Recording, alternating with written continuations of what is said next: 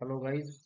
मैं अमित शर्मा फिर से आप लोगों के साथ में एसबीआई क्लर्क मेंस एग्जाम के लिए डेटा पार सीरीज में डे 14 के लिए इम्पोर्टेंट क्वेश्चंस लेके आया हूँ। आई होप आप सब लोग अच्छे होंगे। आप लोगों की पढ़ाई उससे भी ज़्यादा अच्छी होगी। और चलो ज़्यादा लंबी बातें ना करते हुए क्लास स्टार्ट करते हैं, लेकिन उससे पहले एसबीआई क्लर्क मेंस एग्जाम के लिए पीछे की वीडियोस भी आप लोग पढ़ें, उनमें भी क्वेश्चंस हैं। और आप चैनल पर नए हैं तो चैनल को सब्सक्राइब कर लीजिए, वीडियो को अपने दोस्तों के साथ शेयर कर लीजिए ताकि उनको भी थोड़ा फायदा हो जाएगा। और टेलीग्राम चैनल को आप ज्वाइन कर ही लीजिए, जो कि योर बैंकिंग मास्टर के नाम से आप लोगों को टेलीग्राम पे चैनल मिलेगा। वहाँ पे मैं इन सब क्वेश्चंस की पीडीएफ डालता हूँ, क्योंकि जो आप लोग पढ़ते हो उसको रिवीजन देना बहुत ज़रूरी होता है। और रिवीजन आप लोग पीडीएफ फाइल से इजीली कर सकते हो, बार बार आपको वीडियो पे आने की नीड नहीं होगी, आप लोगों का टाइम बचेगा, क्योंकि टाइम हमारे पास बहुत कम है। टाइम बचाएं और अच्छा काम करें। ठीक है, तो आप ज्वाइन कर लीजिए योर बैंकिंग मास्टर, टेलीग्राम पे जाके सर्च कीजिए और पहले पीडीएफ डाउनलोड कर लीजिए। चलो फिर आज का फर्स्ट क्वेश्चन आप लोगों के सामने। मनोरंजन मिश्रा कौन है, आप लोगों से पूछा है। तो मनोरंजन मिश्रा जो है उन्हें आरबीआई का डायरेक्टर हाल फिलहाल बनाया गया था, नवंबर में इनको बनाया गया था। नवंबर के क्वेश्चन हम पढ़ रहे हैं अभी। तो ये न्यूज़ में था, तो आप लोगों के लिए एडिशन कि आरबीआई के एग्जीक्यूटिव डायरेक्टर्स की टोटल जो संख्या होती है वो 16 होती है, और 4 इसमें डिप्टी गवर्नर होते हैं और एक गवर्नर होता है। ठीक है जी, तो ये चीज़ें आप लोगों को ध्यान रखनी है, जा सकती हैं। चलो नेक्स्ट क्वेश्चन पे चलते हैं। नेक्स्ट क्वेश्चन है, state bank of India has raised कितने रुपए at a coupon rate of 7.81% through its first Basel 3 compliant tier 2 bond. Simple साधारण भाषा में बताता हूँ। स्टेट बैंक ऑफ इंडिया ने कूपन रेट पर, जिसकी रेट है 7.8%, बॉन्ड इशू किए हैं। कितने रुपए के बॉन्ड इशू किए हैं, जिसकी टाइम पीरियड जो होगा वो 2023 से 2034 तक का होगा। तो अमाउंट आप लोगों को ध्यान रखनी है, 10,000 करोड़ रुपए के बॉन्ड इशू किए हैं, जो कि कूपन रेट कितना होगा यानी इंटरेस्ट कितना मिलेगा, 7.8%। नेक्स्ट है, the bonds are for a tenure of 15 years, 15 साल के टाइम के लिए इनको इशू किया गया है, with the first call option after 10 years, यानी 10 साल के बाद कॉल ऑप्शन फैसिलिटी भी यहाँ पे है। अब ये कॉल बॉन्ड्स या कॉल ऑप्शन क्या होते हैं, इनके बारे में थोड़ा पढ़ते हैं, आप लोगों को क्वेश्चन या फिर सेकंड जो लाइन हम लोगों ने पढ़ी है इजीली क्लियर हो जाएगी। Call option in bonds, a call option in bonds gives the issuer of the option to call back the bond before its maturity by paying back the principal amount। जैसे यहाँ पे 10 साल का call option time दिया गया है, bond की time period कितना है, 15 साल। 10 साल कंप्लीट होने के बाद एसबीआई से समझो मैंने ये बॉन्ड परचेज किए थे, तो एसबीआई मुझे बोल सकता है कि आप आपके पैसे वापस लेके जाएं जो इन्वेस्ट आप लोगों ने की थी, और आप हमें वापस करके जाएं। आप लोगों को कोई मैसेज शो हो रहा है बीच में तो आप प्लीज़ इग्नोर कीजिएगा। एक्चुअली मेरा लैपटॉप मेरे पास नहीं है, मैं किसी थर्ड पर्सन के उससे यूज़ कर रहा हूँ लैपटॉप, तो बीच में कई मैसेज आ रहे हैं, प्लीज़ इसको आप इग्नोर कीजिएगा। I am so sorry for that. हाँ जी, हम बात कर रहे थे कॉल ऑप्शन की। तो एसबीआई मुझे कहेगा बॉन्ड दे के जाओ और अपने पैसे लेके जाओ, इस प्रोसीजर को बोलते हैं कॉल ऑप्शन। क्लियर है जी। अब उससे पहले मैं एक चीज़ और आप लोगों को बताता हूँ। कॉल कूपन रेट जो 7.8, जो भी इन लोगों को इंटरेस्ट मिलने वाला है वो इंटरेस्ट ईयरली मिलेगा, एनुअली मिलेगा। हर एक साल कंप्लीट होने के बाद उस बॉन्ड पे जो भी इंटरेस्ट अर्न होगा वो इंटरेस्ट आप लोगों के अकाउंट में डिपॉजिट कर दिया जाएगा। कॉल ऑप्शन हमने पढ़ा, इसके वॉइस वर्सा, इसके उल्टा एक दूसरी टर्म होती है जिसको बोलते हैं पुट ऑप्शन इन बॉन्ड्स। इसमें क्या होता है, a put option in bonds gives the holder of the bond the right to enforce repayment of the principal amount before the maturity period. जैसे मैंने एसबीआई से जो बॉन्ड लिया, वो बॉन्ड की पेमेंट अगर मैं चाहता हूँ तो एसबीआई को बोलूंगा अपना बॉन्ड अपने पास रखो और मेरा पैसा मुझे वापस करो। ये जो प्रोसेस होती है उसको बोलते हैं पुट ऑप्शन। क्लियर है जी? तो यहाँ से कुछ एक चीजें आप लोगों को ध्यान रखनी है। कितने रुपए के बॉन्ड्स इशू किए गए? 10,000 करोड़। इंटरेस्ट कितना मिल रहा है? 7.8%। कितने पीरियड के लिए हैं? 15 साल के लिए। कॉल ऑप्शन का टाइम कितना रखा गया है? 10 साल। कॉल ऑप्शन क्या होता है? डेफिनेशन से आप लोगों को पता चल गया होगा। पुट ऑप्शन क्या है? डेफिनेशन से आप लोगों को पता चल गया होगा। तो ये सारी चीजें आप लोगों को ध्यान रखनी है। चलो नेक्स्ट चलते हैं। Who has been chosen for this years Ezhuthachan Puraskaram, the top prize institute by the Kerala government? किस फील्ड में, लिटरेचर की फील्ड में अवार्ड मिलता है? अवार्ड मिला है एस के वसंथन, जो आप लोगों के सामने हैं, इनको ये अवार्ड मिला है। आप एक सेकंड मुझे दीजिए, अगर ये व्हाट्सएप के मैसेज जो यहाँ से आ रहे हैं, अगर मैं इनको बंद कर पाऊँ तो। या क्या हो गया ये? I am so sorry, I am so so sorry. ठीक है, आई थिंक सही है। ठीक है, चलो नेक्स्ट चलते हैं। नेक्स्ट है लिंक्डइन सरपास। अच्छा चलो, इतना लंबा क्वेश्चन पढ़ने की नीड नहीं है, मैं सिंपल भाषा में बताता हूँ। लिंक्डइन जो एक ऐप है, नौकरी की डिटेल्स वो नोटिफिकेशन मिलती है।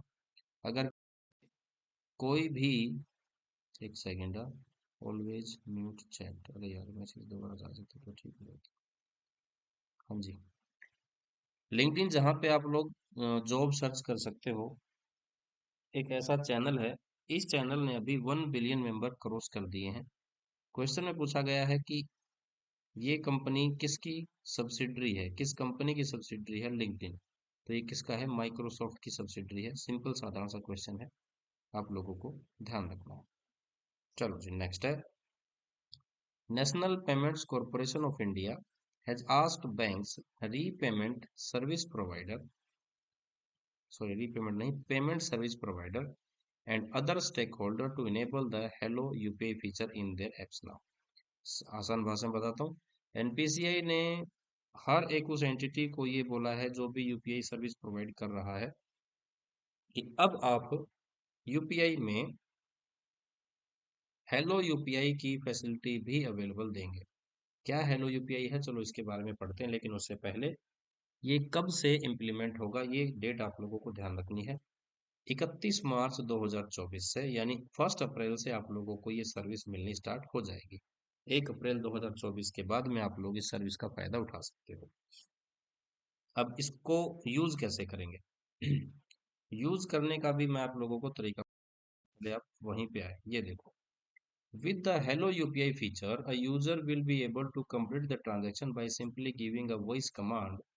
फॉर एग्जांपल, जैसे if a user wants to send money, जैसे आप लोग फंड ट्रांसफर करना चाहते हो किसी को, समझो आप मुझे ही फंड ट्रांसफर कर रहे हो, तो आप यूपीआई ऐप में जाओगे, जैसे कि आप फोन पे में जा रहे हो, आप यूपीआई ऐप ओपन करोगे और बोलोगे हेलो फोन पे, प्लीज ट्रांसफर 50 लाख रुपए to Amit Sharma.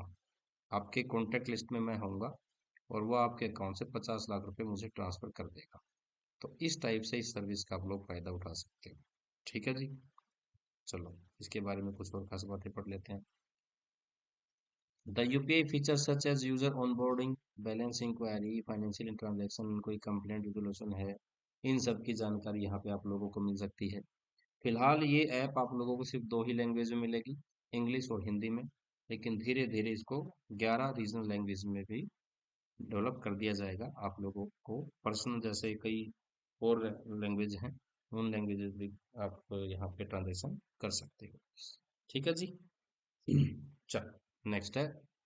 According to the new circular, RBI made it mandatory for the non banks providing PA, PA stands for, चलो ये भी आप लोग बता देता हूँ, payment aggregator, CB stands for cross border services, to have a minimum net worth of कितने रुपए की at the time of applying to the RBI authorization. चलो आसान भाषा में समझाता हूँ।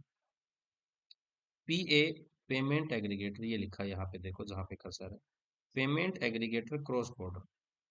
Small SME, small medium enterprises जो होते हैं उनको क्रॉस बॉर्डर अगर वो बिजनेस कर रहे हैं तो पेमेंट फंड ट्रांसफर करने लेने देने के लिए जिस भी चैनल की नीड होती है वो चैनल, वो प्लेटफॉर्म प्रोवाइड कराने वाली एंटिटी को payment aggregator cross border entity कहते हैं, पीए बोलते हैं, पेमेंट एग्रीगेटर। अब आरबीआई ने कहा है अगर कोई पेमेंट एग्रीगेटर का लाइसेंस किसी को चाहिए तो उसके लिए उनकी मिनिमम नेटवर्थ कितनी होनी चाहिए, ये क्वेश्चन है। आंसर आएगा 15 करोड़ रुपए। 15 करोड़ रुपए उनकी मिनिमम नेटवर्थ होनी चाहिए, तब किसी भी कंपनी को पीए का लाइसेंस मिलेगा। ठीक है, चलो पढ़ते हैं इसके बारे में। The reserve bank of India will directly regulate all entities. इनको एंटिटीज को आरबीआई डायरेक्टली रेगुलेट करेगा, तभी इनको यहाँ पे नॉन बैंक्स प्रोवाइडिंग का नाम दिया गया है, कोई भी बैंक की एंटिटी नहीं होगी। Facilitating cross border payment transaction for the import and export services. आगे इसमें उसके बाद as per circular such entities will be treated as payment aggregator cross border, ये हम पहले पढ़ चुके हैं। अब आओ यहाँ पे खास बात। According to the new circular RBI made it mandatory for the non bank providing PACB. Minimum net worth कितनी होनी चाहिए, 15 करोड़, जो हम लोग पढ़ चुके हैं। लेकिन ये कब होनी चाहिए, टाइम ऑफ अप्लाइंग, जब वो लाइसेंस के लिए अप्लाई कर रहा है तब उसकी नेटवर्थ 15 करोड़ रुपए होनी चाहिए। अब उसके साथ में दूसरा सर्कुलर ये भी है कि 31 मार्च 2026 तक तो को 31 मार्च 2026 को उसकी नेटवर्थ 15 करोड़ से बढ़ के कितनी होनी चाहिए, 25 करोड़ रुपए। अगर ये कंडीशन फुलफिल नहीं होती है 2026 को तो उसका लाइसेंस रद्द कर दिया जाएगा। ठीक है जी, तो ये आप लोगों को ध्यान रखना है, काफी इंपॉर्टेंट पॉइंट है। चलो नेक्स्ट चलते हैं।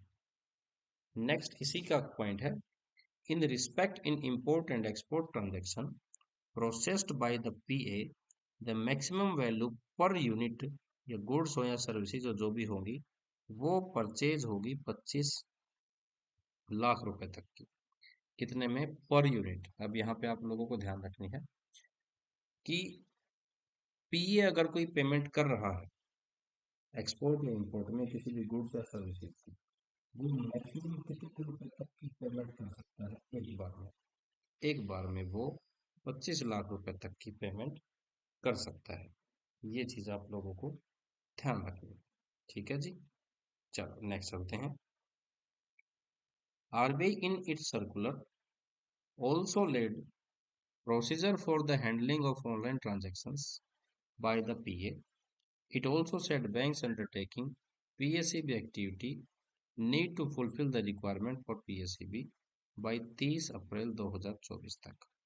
इस टाइप के जो भी सर्कुलर्स वगैरह होंगे ऑनलाइन ट्रांजैक्शन वगैरह को लेके, ये सब कब कब तक कंप्लीट हो जाने चाहिए, 30 अप्रैल 2024 तक। दूसरा, पेमेंट एग्रीगेटर सिंपल भाषा में क्या होता है, ये एक ब्रिज होता है किसके बीच में, ई कॉमर्स कंपनीज और कस्टमर के बीच में। जैसे आप लोग कोई भी ऑनलाइन पेमेंट ट्रांजैक्शन करते हो, कुछ परचेज कर रहे हो ई कॉमर्स वेबसाइट से, फ्लिपकार्ट से, अमेजोन से, वो पेमेंट करने के लिए आप आपके बैंक अकाउंट को यूज करते हो, लेकिन उससे पहले आपको ऑप्शन मिलता है, जैसे आप लोग यूपीआई यूज कर रहे हो, राजोर पे यूज कर रहे हो, अमेजोन पे यूज कर रहे हो, तो वो एक एग्रीगेटर पीए ही होता है।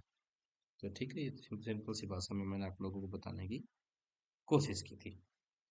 चलो जी, नेक्स्ट क्वेश्चन है, who top the EdelGive Hurun India philanthropy list. Philanthropy list को, उरुन इंडिया फिलंथ्रोफी लिस्ट को किसने टॉप किया है, सबसे ज्यादा यहाँ पे किसने दान दिया है। तो इसमें पहले हैं एचसीएल टेक फाउंडर हैं, एचसीएल के फाउंडर हैं जिनका नाम शिव नादर, ये है मिस्टर शिव नादर। और दूसरे नंबर पे हैं विप्रो के चेयरमैन अजीज प्रेम जी, जिनमें 2042 करोड़ रुपए शिव नादर जी ने डोनेट किया था और 1774 करोड़ अजीज प्रेम जी ने डोनेट किया था। किस पर्पज के लिए, आर्ट के लिए, कल्चर के लिए और एजुकेशन के लिए। ठीक है जी, चलो नेक्स्ट चलते हैं। ये रहा next question. India's first ever lavender park is constructed in which state और यूटी? इंडिया का पहला लेवेंडर पार्क कहाँ पे बनाया गया है? आंसर आएगा जे एंड के। लेवेंडर जो फूल होता है उसकी खेती करने वाला lavender farm first time J and K में। ठीक है जी। चलो नेक्स्ट है। BPAC stands for block broking by excel counter. Abbreviation आएगी, पूछी जाएगी, फुल फॉर्म आप लोगों को ध्यान रखनी है। बताता हूँ क्या होता है। ये एक ऐसी टेक्नोलॉजी है, जैसे किसी प्लेटफॉर्म पर कोई गाड़ी खड़ी हो और पीछे से कोई गाड़ी आ रही होगी, तो उस गाड़ी को रेलवे कर्मियों को ये बात बताने की जरूरत नहीं होगी कि प्लेटफॉर्म पे अभी गाड़ी खड़ी है, आपका रास्ता अभी खुला नहीं है, आप आगे नहीं जा सकते। ये सिस्टम ही उस गाड़ी को ये बताएगा कि अभी प्लेटफॉर्म पे गाड़ी है और रास्ता साफ नहीं है, आप वेट कीजिए, फिर हम आगे चलेंगे। तो ये एक ऐसा सिस्टम है, BPAC। फुल फॉर्म आप लोगों को ध्यान रखनी है। और दूसरा क्वेश्चन यहाँ से ये बनेगा कि ये कहाँ पे इंस्टॉल किया गया है फर्स्ट। तो आंसर आप लोगों को देना है वासिंद आसन गांव सेक्शन जो है मुंबई डिवीजन का, मुंबई रेलवे डिवीजन का, वहां पे इसको इंस्टॉल किया गया है। ठीक है जी। चलो नेक्स्ट क्वेश्चन है। CBSE to open new administrative office कौन सी कंट्री में इंडिया से बाहर? तो फिलहाल कुछ दिन पहले ही ये डिसाइड हुआ था, UAE में CBSE का स्कूल होगा। ये खास बात है, इंडिया से बाहर अभी सेटअप हुआ है। तो ये कंट्री का नाम आप लोगों को ध्यान रखना है। चलो जी नेक्स्ट है। Name the writer who has been awarded the prestigious Kerala Jyoti award for his remarkable contribution to literature. ये बेसिकली शॉर्ट फिल्म लिखते हैं ये, जिनका नाम है TA पद्मनाभन। ये है मिस्टर पद्मनाभन जिनको अवार्ड मिला है केरला ज्योति अवार्ड। ये शॉर्ट फिल्म्स लिखते हैं, लिटरेचर लिखते हैं, इस करके ये न्यूज में थे, इनको अवार्ड मिला है। ठीक है जी। चलो नेक्स्ट क्वेश्चन है। Which bank become bank to provide PG in India? First foreign bank कौन सा है जिसने EBG सर्विस इंडिया के अंदर लॉन्च की है? पहले आप समझो कि EBG क्या होता है। मैं फिर से सिंपल भाषा में बताता हूँ। वैसे मैंने आप लोगों को इसकी स्टेटमेंट दे दी है, लेकिन मेरी भाषा में समझो। जैसे मैं कोई बिजनेस कर रहा हूँ और मुझे किसी से कच्चा माल खरीदना है, रॉ मटेरियल खरीदना है, जिंदल से खरीदना है फॉर एग्जाम्पल। जिंदल से मैं माल खरीदने के लिए, लेकिन जिंदल बोलता है भाई मुझे पे विश्वास नहीं है, किसी की बैंक गारंटी चाहिए कि मेरा पैसा वापस आएगा कि भी नहीं आएगा अगर मैं आप लोगों को माल दे देता हूँ। तो मेरा बैंक जैसे कि SBI बैंक में है या HSBC में है, अभी ये समझो आप। तो HSBC को मैं बोलूंगा कि भाई मुझे जिंदल से कुछ माल खरीदना है और मुझे उसकी गारंटी उसको देनी है, तो आप मेरी हेल्प करें। तो HSBC क्या करेगा, जिंदल को एक रिटर्न नोट देगा इलेक्ट्रॉनिकली, जिसमें लिखा होगा कि मैं अमित की ओर से गारंटी दे रहा हूं, अगर आपकी पेमेंट नहीं होती है तो वो पेमेंट मैं करूंगा। तो इस टाइप की जो गारंटी होती है, पहले वो कागज पे होती थी, अब इलेक्ट्रॉनिकली होती है, इसलिए इसको नाम दे दिया गया EBG, electronic bank guarantee. I hope आप लोगों को क्लियर होगा। तो EBG के लिए इंडिया में फर्स्ट बैंक कौन है? HSBC, लेकिन वो फॉरेन बैंक है। किसी इंडियन बैंक की बात करेंगे तो इंडियन बैंक रहेगा HDFC। तो दोनों बैंकों के नाम आप लोगों को ध्यान रखने हैं। चलो जी नेक्स्ट चलते हैं। नेक्स्ट क्वेश्चन है। Name the insurance company which become the first life insurance company in India to give to receive gift cities registration। Insurance company का नाम बताएं जिसको गिफ्ट सिटी में, Gujarat infrastructure financial tax city में अपनी अपना ऑफिस सेटअप करने की परमिशन मिली है, ये आप लोगों को बताना है। तो कंपनी का नाम आ जाएगा India first life insurance company. हाँ जी, ये कंपनी का ही नाम है, India first life insurance company limited, India first life भी कहते हैं। ये नाम आप लोगों को ध्यान रखना है। चलो जी करते हैं। नेक्स्ट क्वेश्चन है, where is the headquarter of Asian football confederation? Answer आ जाएगा कुआलालंपुर, जो कि मलेशिया में, वहां पे इसका हेडक्वार्टर है। प्रेसिडेंट कौन है? प्रेसिडेंट है mister Sheikh Salman bin Ibrahim Al Khalifa. ये है mister Sheikh Salman bin Ibrahim Al Khalifa. Next point ध्यान रखें। The all India football federation AIFF जिसको बोलते हैं, इंडिया की जो फुटबॉल फेडरेशन है, has won the Asian football confederation president's recognition bronze award. Indian AIFF जो मिली है उसको अवार्ड मिला है एशियन कन्फेडरेशन की ओर से। कौन सा अवार्ड? President's recognition bronze award. ये इसीलिए क्वेश्चन न्यूज में था, तो आप लोगों को मैंने उठा के दिया है, ध्यान रखना है। AIFF के प्रेसिडेंट कौन है? वो है कल्याण चौबे। ये है मिस्टर कल्याण चौबे, इन्होंने ही अवार्ड लिया था। ठीक है जी, चलो नेक्स्ट क्वेश्चन पे चलते हैं। India set to develop India Israel's iron dome like LRSAM। जैसे इजराइल का एक ऐसा ड्रोन सिस्टम है जिसको आयरन डोम बोलते हैं, जो मिसाइलों को आसमान में ही मार गिराता है, वैसा ही एक इंडिया के अंदर भी प्रोजेक्ट स्टार्ट कर दिया गया है जिसका नाम रखा गया है LRSM। उस प्रोजेक्ट का नाम आप लोगों से पूछा है। LRSM होगा वो एक मिसाइल सिस्टम होगा। इस प्रोजेक्ट के अंडर ये सेटअप किया जाएगा, आप लोगों से पूछा है। आंसर आएगा प्रोजेक्ट कुशा। ठीक है जी, चलो दूसरा। इसके लिए कितने रुपए डिस्ट्रीब्यूट किए गए हैं? 21,700 करोड़ रुपए।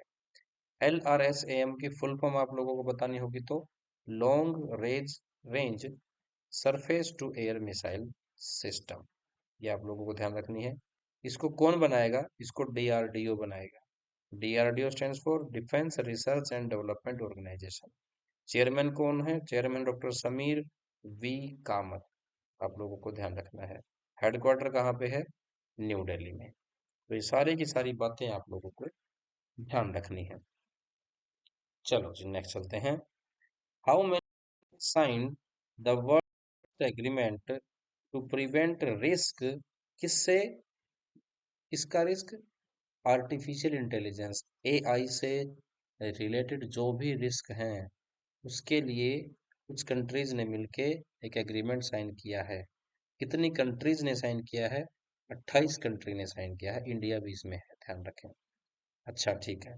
ये समिट कहाँ पे हुई थी? ये summit world war 2 code breaking centre जो कि ब्लिचले पार्क UK में है, वहां पे हुई थी। और इस एग्रीमेंट का नाम भी क्या रखा गया है? ब्लिचले डिक्लेरेशन।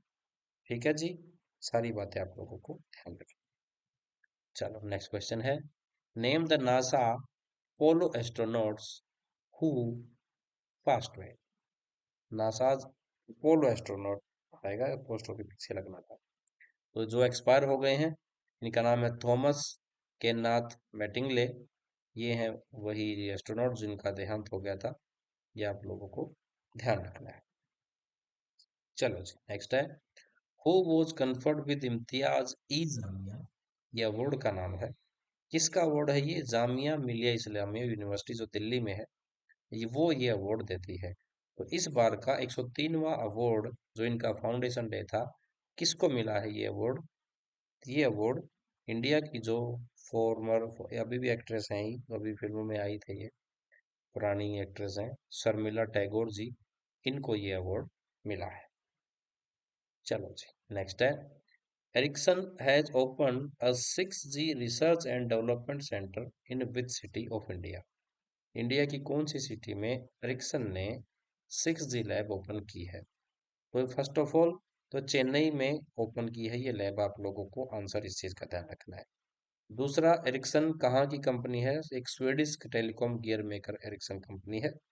ये कंपनी इंडिया के अंदर लैब सेटअप करने जा रही है जो कि 6G रिसर्च एंड डेवलपमेंट के ऊपर काम करेगी। ठीक है जी, चलो नेक्स्ट है। IMF has released its latest economic projections stating that global growth is expected to remain at 3% in 2023, जो कि जा चुका है, वहां पे 3% ग्लोबल ग्रोथ रहने वाली थी। लेकिन 2024 में वो कितनी हो जाएगी? वो कुछ डिक्लाइन हो जाएगी, 2.9% पे आ जाएगी, यानी कम हो रही है। 2024 के अंदर। ये आइडिया किसने रखा है? ये IMF ने रखा है। ये अमाउंट आप लोगों को याद होनी चाहिए, ध्यान रहे। चलो जी, नेक्स्ट है national skill development corporation, announced a partnership with किस कंपनी के साथ में to launch super power tailor programme under the skill, यानी स्किल इंडिया के काम करेगा। NSTC किसके साथ मिलकर टाई अप किया है? कोका कोला के साथ मिलकर टाई अप किया है। और ये मिशन जो होगा फर्स्ट पहली कौन से स्टेट में लॉन्च किया जाएगा? उड़ीसा में और उत्तर प्रदेश में। स्टेट के नाम आप लोगों को ध्यान रखना। ठीक है जी। चलो नेक्स्ट क्वेश्चन है, which district of Kerala becomes the first district in country जिसके पास उनका खुद का ऑफिशियल एक ट्री है, फ्लावर है, पक्षी है, बर्ड है और एक स्पेसीज है। तो कासरगोड तो वो डिस्ट्रिक्ट है जिसका पहली डिस्ट्रिक्ट बनी है जिसके ट्री, फ्लावर, बर्ड और स्पेसीज है। कासरगोड आप लोगों को ध्यान रखनी है। ट्री का नाम है कांजीराम, ये नाम आप लोगों को ध्यान रखना है। और फ्लावर का नाम है पेरिया कोलाथली या फिर करियम मलिब्रिका, ये साइंटिफिक नाम है ये वाला। और ऊपर जो ब्रैकेट में था वो भी। बर्ड की बात करेंगे तो व्हाइट ब्लाइड सी हॉक जो है वो इसका बर्ड रहेगा। कासरगोड में यहाँ पे अलग टाइप का टर्टल, कछुआ, देखो मैं दिखाता हूँ आप लोगों को, ये रहा। ये वो कछुआ है जो यहाँ का स्पेसिस बताया गया है। ये वो पक्षी है, ये वो पेड़ है और ये वो फूल है। ये चार ऐसे हैं जिनको यहाँ का पहले डिस्ट्रिक्ट कासरगोड बन गई है जिसका खुद के ऑफिशियल पेड़, फूल, पक्षी और कोई भी स्पेसिस है। ठीक है जी। चलो नेक्स्ट है, who has been named for the year's Mother Teresa memorial award social justice, जो कि एक ऑर्गेनाइजेशन है मुंबई ने दिया है। ठीक है, तो इसका नाम आ जाएगा नरगिस मोहम्मदी। ये है नरगिस मोहम्मदी जिनको 2023 का peace prize, Nobel peace prize भी मिला है। मोस्ट इंपोर्टेंट क्वेश्चन रहेगा, ध्यान रखना है। नेक्स्ट है, what is the name of the half yearly exercise conducted by the eastern naval command? कहाँ पे? काकीनाडा में। तो इस एक्सरसाइज का नाम आ जाएगा प्रस्थान। प्रस्थान जो कि नेवल एक्सरसाइज था, ये आप लोगों को ध्यान रखना है। चलो जी, नेक्स्ट है national payment corporation of India, NPCI है, उसका एक भारत बिल पेमेंट, उसकी एक क्या यूनिट बोलेंगे, उसकी यूनिट है भारत बिल पेमेंट, जो बिल पेमेंट का काम करती है। Announced its foray into, tie up किया उसने B2B, business to business space with partnership with which, कौन से बैंक के साथ में? NPCI का जो भारत बिल पेमेंट सिस्टम है उसने किस बैंक के साथ साथ टाई अप किया है जिसमें वो अपनी कुछ एडिशनल वैल्यू एडेड सर्विसेज भी लॉन्च करने वाला है? तो बैंक का नाम आ जाएगा एक्सिस बैंक। अब सर्विस क्या, वही समझो। जैसे मेरा कोई बिजनेस है, SME, MSME, मीडियम, स्मॉल और MSME, माइक्रो एंटरप्राइजेस जैसे होंगे। तो मैं कोई सेल परचेज सेल कर रहा हूँ, तो उसका जो इनवॉइस अगर प्रेजेंट करना होगा मुझे जनरेट, तो मैं डायरेक्टली इस ऐप से लॉन्च कर सकता हूँ, ऑनलाइन जाके लॉन्च कर सकता हूँ। और ये सर्विस पहली बार कहाँ पे आप लोगों को मिलने जा रही है? माई जियो ऐप पे सबसे पहले ये सर्विस मिलेगी। ये दूसरा पॉइंट है जो आप लोगों को ध्यान रखना, जहाँ से क्वेश्चन आप लोगों के लिए बनने वाला है। बाकी डिटेल्स मैंने आप लोगों को डिटेल्स है कि ये इंफॉर्मेशन है जिसको पढ़ के आप लोगों को चीजें समझ आएंगी, तो इसको पढ़ सकते हो। ठीक है जी। चलो नेक्स्ट है, reserve bank of India has announced the results of its second edition of global hackathon 2023। What was the theme? Theme क्या थी? जो RBI की सेकंड हैकाथॉन थी, ग्लोबल हैकाथॉन 2023 में, उसकी थीम आप लोगों से पूछा है। आंसर आ जाएगा इंक्लूसिव डिजिटल सर्विसेज, ये इसकी थीम का नाम, थीम आप लोगों को ध्यान रखनी है। The reserve bank of India has announced the results of its जो 2023 में, which show Indian entities dominating the winner list with innovation fintech solution यानी इंडिया की कई सारी ऐसी कंपनीज हैं जो अच्छा काम कर रही हैं, टेक फर्म उनको बोलते हैं। For easing the process of visually impaired person, जो भी विजुअली इम्पेयर्ड हैं वो भी अच्छे से फाइनेंशियल सकें। जैसे कि था वो फोकस बेसिकली किसके ऊपर था, वो CBDC, CBDC central bank digital currency जो है, डिजिटल ई रूपी जिसको बोलते हैं, उसके ऊपर काम करने इन्होंने किया था कि जिनको दिखाई नहीं देता है, जो इम्पेयर्ड है विजुअली, वो भी उसको इजीली इजीली यूज कर सकते हैं, जैसे बाय द वॉइस कमांड। तो इन सब चीजों के ऊपर इंडिया की कई एंटिटीज थी जिन्होंने डोमिनेटिंग साबित हुई है, अब की बार काफी अच्छा काम जिन्होंने किया है।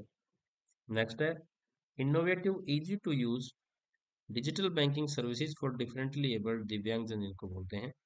Easy tap mobile solution private limited एक कंपनी है जिसको अभी हायर कर लिया था राजौर पे ने। ये विनर थी इस बार की। विद अ सॉल्यूशन, उसने एक सॉल्यूशन दिया था दृष्टि पे, that facilitates effortless card UPI payment for visually impaired person. उन लोगों को कार्ड वगैरह की नहीं थी यूज करने के लिए। अरे क्या खुल गया, सॉरी माफी चाहूंगा। हाँ जी, ठीक है, चलो जी, नेक्स्ट है।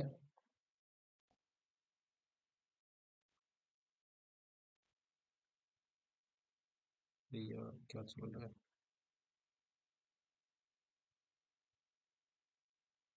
चलो जी नेक्स्ट क्वेश्चन पे चलते हैं। नेक्स्ट क्वेश्चन है डैश हैज बीन ग्रांटेड, कोई कंपनी जिसको ग्रांट किया गया है the first digital escrow regulatory fintech authorisation from gift city, gift city में फिर से, marking a major milestone in its commitment to compliance and innovation in digital payment. Again ये SME के लिए एक होता है जो मुझको परेशान करते हैं इन मैसेजों में यार। एस्क्रो पे एक कंपनी है, leading digital escrow platform, has been granted the first digital escrow regulation fintech authorisation. अब ये है क्या, वो आप लोगों को मैं बताने वाला हूँ। जस्ट सेकंड, कहाँ का क्वेश्चन, ये रहा।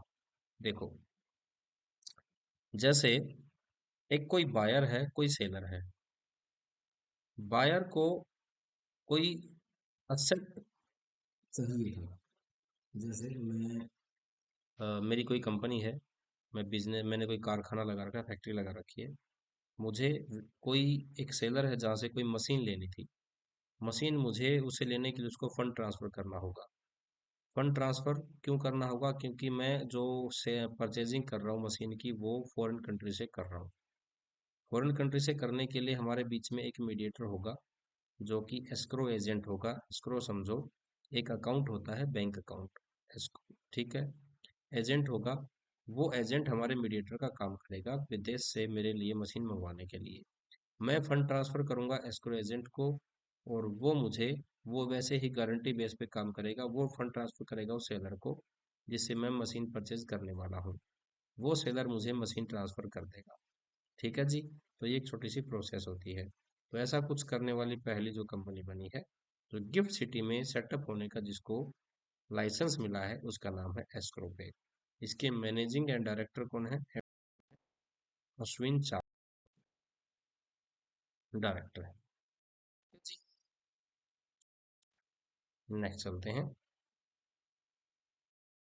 Which bank has acquired 2.4 crore additional shares of JC Flowers Asset Reconstruction? कोई बैंक है जिसने जेसी फ्लावर्स असेट रिकंस्ट्रक्शन कंपनी के 20 करोड़ रुपए के एडिशनल शेयर परचेज किए हैं, और अब उसका स्टेक उसमें 9.9% हो गया है। बैंक का नाम है यस बैंक, ठीक है जी। अब दूसरी चीज अब आप लोगों को ध्यान रखनी है, कंस्ट्रक्शन कंपनी कौन से एक्ट के अंडर रजिस्टर होती है, कंपनीज एक्ट 1956 के अंदर। दूसरा, इनको असेट रिकंस्ट्रक्शन कंपनी को काम करने का के लिए रूल्स एंड रेगुलेशंस के लिए किस एक्ट को फॉलो करना होता है, उनको सरफासी एक्ट 2002 को फॉलो करना होता है। और कौन से सेक्शन, ये सब चीजें आप लोगों को ध्यान रखनी है, ठीक है जी। चलो नेक्स्ट क्वेश्चन है, government has introduce the floor price for basmati rice export to, simple भाषा में समझाता हूँ फिर से। जो बासमती राइस होता है, बासमती राइस के एक्सपोर्ट को बढ़ाने के लिए गवर्नमेंट ने एक्सपोर्ट ड्यूटी जो लगती है उसके ऊपर उसको कम कर दिया है। पहले जो थी वो $1200 पर टन लगती थी, अब वो कितनी हो गई है? अब वो $950 पर डॉलर, $950 पर टन के अकॉर्डिंग हो गई है। दोनों सिर्फ आपको यहाँ से, ठीक है जी। चलो नेक्स्ट चलते हैं। Which NGO is set to become the first entity in India to list social bond exchange? Social bond exchange के लिए कौन सी ऐसी पहली एनजीओ है जो लिस्ट हुई है, जहां पे वो अपने आप सोशल स्टॉक एक्सचेंज पे लिस्ट हो चुकी है, शेयर वगैरह इशू कर सकती है? तो एनजीओ का नाम आप लोगों को देना है, नाम आएगा SGBS उन्नति फाउंडेशन। और ये कहाँ बेस्ड है? ये बेंगलुरु बेस्ड एक एनजीओ है, नॉन प्रॉफिट ऑर्गेनाइजेशन एनजीओ है, आप लोगों को ध्यान रखना है। चलो नेक्स्ट है, सुगम्य योजना is associated with which state? कौन से स्टेट से रिलेटेड है? तो ये दिल्ली गवर्नमेंट से रिलेटेड है, जहाँ पे जो डिसेबल्ड पर्सन्स हैं उन लोगों को काफ़ी चीज़ें 20 करीबन करीबन 20 टाइप के इक्विपमेंट जो होंगे वो उन लोगों को दिए जाएंगे, जिनमें क्या क्या होता है, जैसे मोटराइज्ड कोई ट्रीसाइकिल है, स्मार्ट स्टिक है, फोल्डिंग एक्टिव व्हील चेयर्स वगैरह, चलने वलने की सब चीज़ें उन लोगों को दी जाएंगी। तो स्कीम का नाम आप लोगों को ध्यान रखना है, कौन से स्टेट से है या यूटी से है। चलो जी नेक्स्ट है, which company has achieved a significant milestone by becoming the first company in India to manufacture made in India micro SD card? आसान सा क्वेश्चन बताता हूँ आसान भाषा में।